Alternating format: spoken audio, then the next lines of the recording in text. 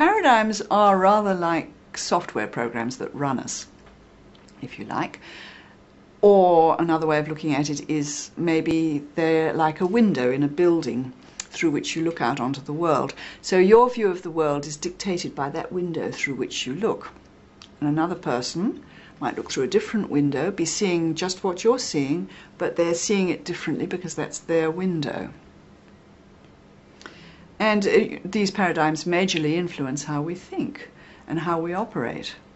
Actually, one of the best stories I ever heard about paradigms was, it relates to a ship that was on a dark and stormy night. It was out there in the ocean, and the captain noticed that there was a light up ahead, and so he thought, oh well, they'll have to change course because we're a pretty big ship. So he got the radio officer to radio the ship and say, suggest you change course, we're on a collision course.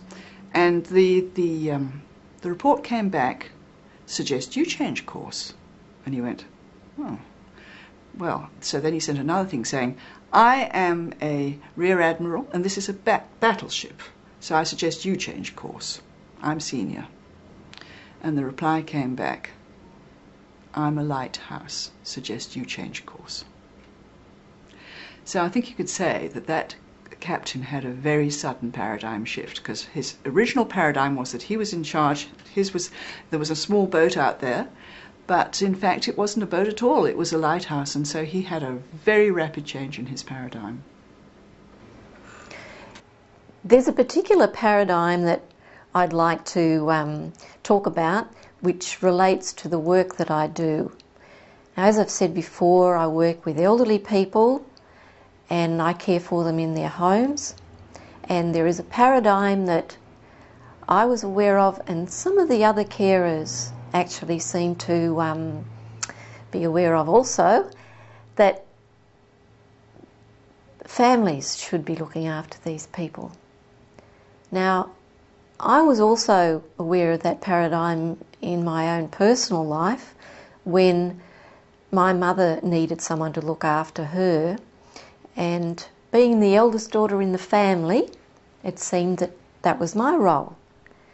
And I loved my mother and I wanted to look after her, but until I recognised that there was a paradigm there that I was holding to, I needed to recognise that before I could actually feel that I had the choice to be there, that I wasn't there just because of that paradigm that I was expected as the eldest daughter to look after her. Paradigms. Hang on, I'll just start again. Yeah. Paradigms. When I think of paradigms, I think automatic response. Take, for example, the way the Conservative politicians barred the Greens from passing a letter to the President of the United States on his recent visit to Australia.